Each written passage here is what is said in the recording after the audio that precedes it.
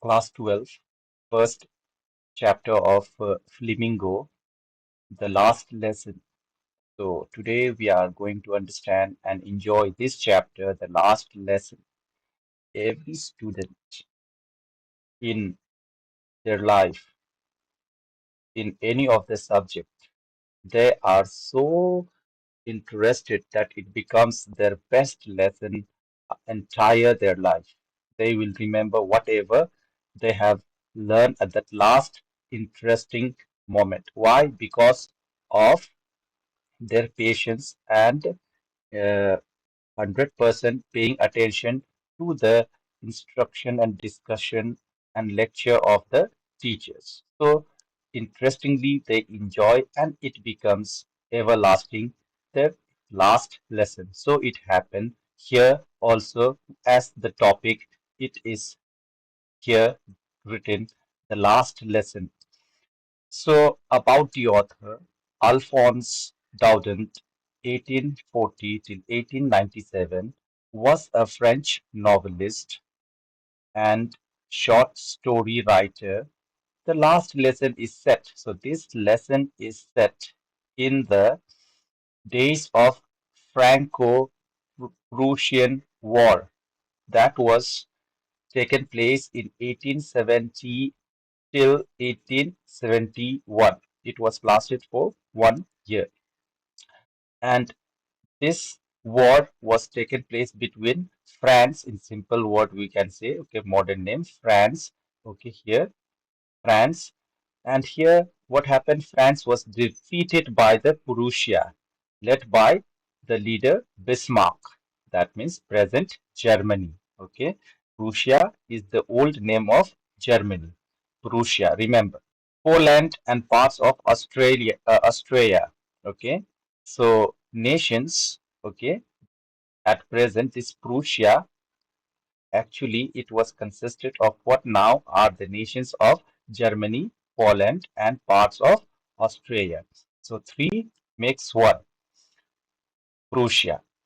In this story, the French districts, okay, districts, Alsace and Lorraine have passed into Prussian hands. That means France was defeated and their okay district, two of the district which was very important during that time and now also Alsace and Lorraine have captured by the Prussian armies, okay, under the leadership of Bismarck. Now let us read the story to find out what effect these had on life at school. Okay, what was the effect, the outcome affected the school at that time when the thing was under control of other leader or other government, we can say, another government. Before we begin discussion on the topic, let us notice these expressions in the text that will help us to enjoy more about the discussion of the last lesson. So, infer their meaning from the context. So, what does these phrases it mean? Okay, in great dread of, here it means feeling intense fear or anxiety about something. Okay, feeling intense fear or anxiety about something. In unison, in unison, it means here doing something together at the same time. If you are not able to understand what I am saying, try to pause the video and listen again, repeat again. Counted on. Here it means depended on or expected something to happen. A great bustle. Here it means a lot of noisy activity or commotion. Hummed at the edges. It means worn out or handled frequently, causing the edges to become fried. Okay, reproach ourselves. with here it means blame or criticize ourselves for something. So these are the meanings of this expression that we should understand. Now, let us understand paragraph wise the story as I am reading. You please have eye contact with the words, and I always mm, request you to please have the book in front of you while uh, listening to this discussion so that you will have better focus on the word and pronunciation and with the vocabularies and many more. So, few things more to know after these meanings, that is list of characters. List of characters. Okay. So, characters is very important. Okay. Yes, list of characters. So, first, what we are having? France. Okay. Franz. This is the first character and the main, I will say, okay, France. And second main character, okay, M. Hamel, okay, M. Hamel, and minor characters, but they are very important, okay. We can say, okay, Watcher, Watcher, then Old Hoiser, okay, Old Hoiser, then the former mayor, okay, mayor, okay, then the former postmaster, okay, postmaster, then last is other other villages. Yes, so these are the important characters, okay, that we are going to discuss here.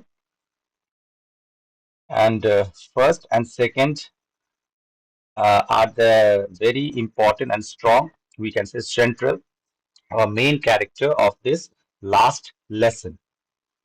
For school very late that morning and was in great dread of a scolding, especially because M. Hamel had said that he would question us on participles, and I did not know the first word about them. For a moment, I thought of running away and spending the day out of doors.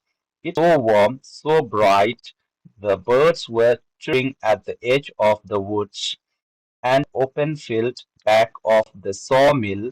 The Prussian soldiers were drilling. It was all much more tempting than the rule for participles. But I had strength to resist and hurried off to school. So here, what do we understand? It is telling us that the narrator wake up late for school and feeling anxious about being scolded by his teacher, M. Hamel, who planned to quiz the class on participles, a topic the narrator knows nothing about. The narrator briefly considers skipping school to enjoy the beautiful warm day outside where birds were chirping and soldiers were in a nearby field. However, despite the temptation of playing outside, the narrator ultimately decided to go to school instead. When I passed the town hall, there was a crowd in front of the bulletin board. For the last 2 weeks, all our bad news had come from there. The lost battles, the draft, the orders of the commanding officer, and it, I thought to myself, without stopping, what can be the matter now?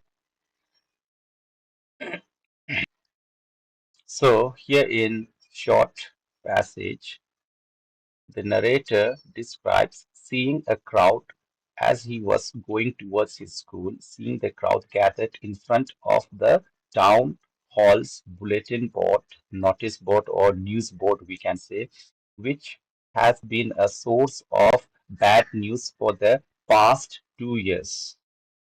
This news includes reports of lost battles, military drafts orders, and orders from the commanding officer. As the narrator walks by, he wondered without stopping to find out what new trouble news might be posted. Then, then, as I hurried by as fast as I could go, the blacksmith watcher, so who was there? That means watcher, as I have already introduced about character. So watcher, who was he? Blacksmith, who was there with his apprentice reading the bulletin, called after me. Don't go so fast. Bob, Bob here is the French word here expression as the story is written by the French writer. So obviously we'll be facing here, okay, some of the French word also. So Bob here means, okay, in Hindi a little bit I would like to put forward, okay. जैसे कि कोई अगर जा रहा होता तो कोई बुजुर्ग नहीं बोलता है ए लड़का ए बच्चा, उसी टाइप का ये शब्द यहाँ पे ये क्या कहते हैं वॉचर यानी कि ब्लैकस्मिथ ने इस्तेमाल किया है और उसे कहा क्या डोंट गो सो फास्ट ए बालक like that okay Bob you will get to your school in plenty of time. So in this passage the narrator rushes, okay, past a crowd at the town hall when a blacksmith named Watcher calls out to him, suggesting that he should slow down because he still had plenty of time to get to school. The narrator feels that Watcher was teasing him and he continued to hurry. By the time the narrator at arrived to school, okay, M. Hamel garden. He was out of breath from running. Till here. I thought he was making fun of me and reached M. Hamel's little garden all out of breath. He was usually when school began, there was a great bustle, बहुत सारे शोर शराबे होते हैं, okay, which could be heard out in the street, the closing of desks, lessons in unison. बच्चे एक करता से क्या करते हैं जोर जोर से रिपीटेशन करते हैं जो भी लेसन शिक्षिका या अध्यापकी पढ़ाते हैं अपने कक्षा में very loud with our hands over our ears to understand better, and the teacher's great ruler rapping on the table. छड़ी या रूलर से क्या कहते हैं आवाज निकालते रहते हैं क्लासरूम में. But now it was all so still. और बहुत ही शांतपूर्ण माहौल था क्लास में. ठीक है. I had counted on the commotion to get to my desk without being seen. But of course, that day everything had to be so quiet as Sunday morning. Through the window, I saw my classmate already in their places and M. Hamel walking up and down with his terrible iron ruler under his arm. I had to open the door and go in before everybody. You can imagine how blushed and how frightened I was. So, here in this passage, as the narrator reached his classroom in the school, the narrator reflects on the usual noise and chaos of the classroom at the beginning of the school day. Students bustling about, reciting lessons loudly, and the teacher, M. Hamel, tapping his ruler on the table. However, on that particular day, everything was unusually quiet, making it harder for the narrator to sneak in unnoticed. As he looked through his window, he sees his classmates already seated and Hammer walking with his ruler. The narrator felt embarrassed.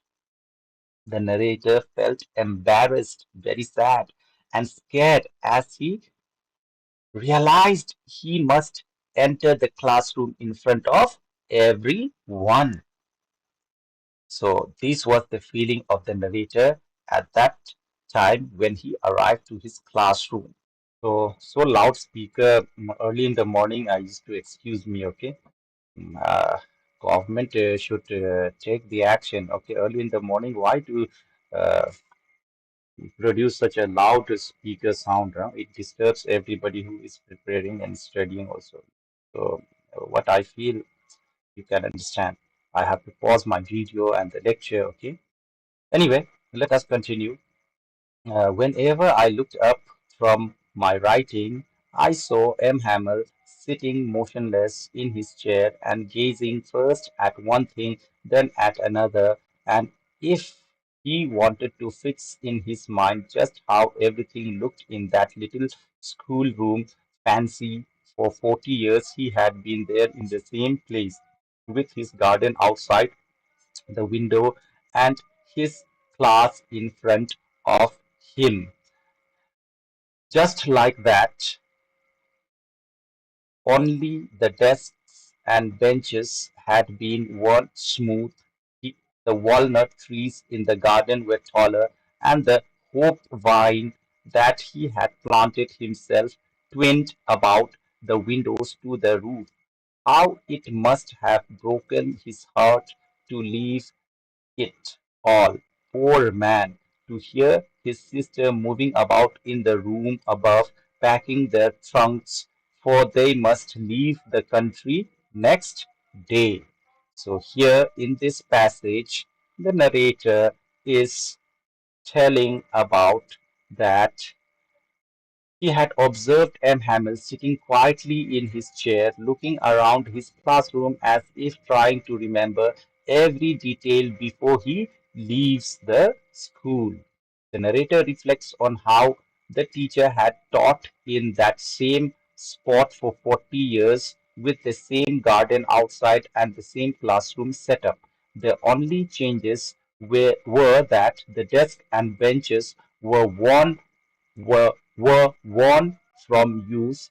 The walnut trees in the garden had grown taller, and the hope vine here, okay, is I will say a French word, okay, that means uh, flower, okay, like flower that needs the support to climb up, okay, that is called vine. The hope plant, okay, M. Hamel planted had climbed up to the roof. The narrator feels sympathy for M. Hamel, realizing how painful it would be for him to leave behind a place he had devoted so much of his life to, especially while hearing his sister packing their trunks above them as they prepare to leave the country the next day. But he had the courage to hear every lesson to the very last. After the writing, we had lesson in history, and then the babies chanted their ba, de, bi, boo, boo. Down there at the back of the room, old Heuser had put on his spectacles and, holding his primer in both hands, spelled the letters with them. You could see that he too was crying. His voice trembled with emotion, and it was so funny to hear him that we all wanted to laugh and cry. Ah, how well I remember it. The last lesson. Here, after all, the narrator, despite the emotional weight of the day, M. Hamel bravely continues to teach every lesson until the very end.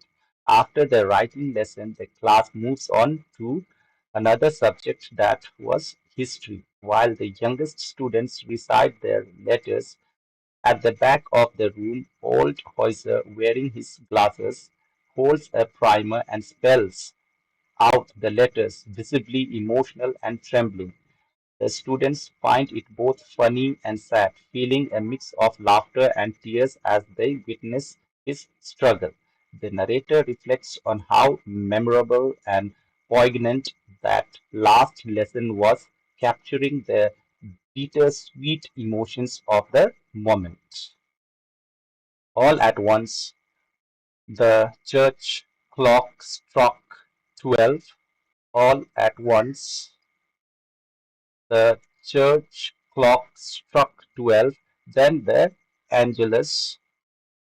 At the same moment, the trumpets of the Prussians returning from drill sounded under our windows.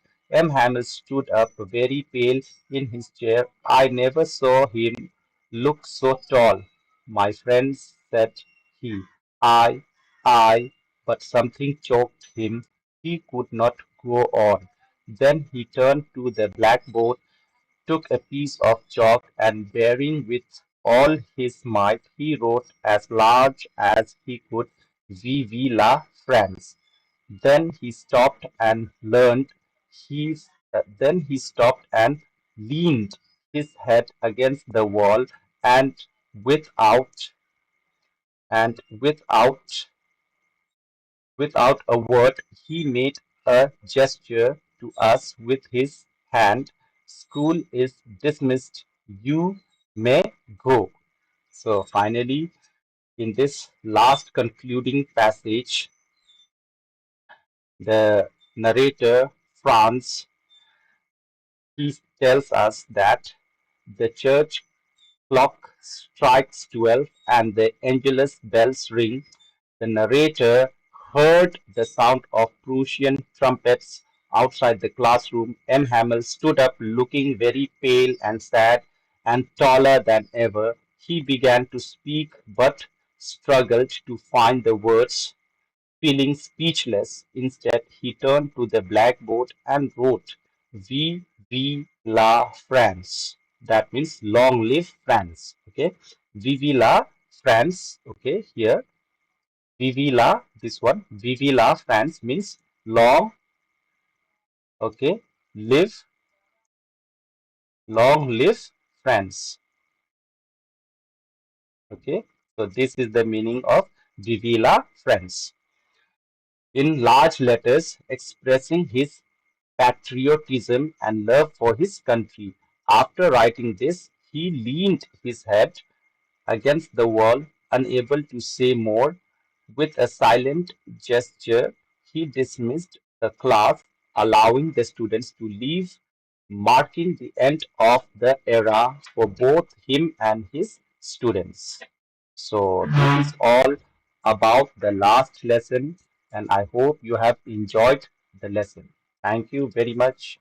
And what you learn, you reflect to yourself also what lessons you have received after hearing this discussion. Thank you. We'll meet with the next chapter. Till then, stay tuned. Thank you.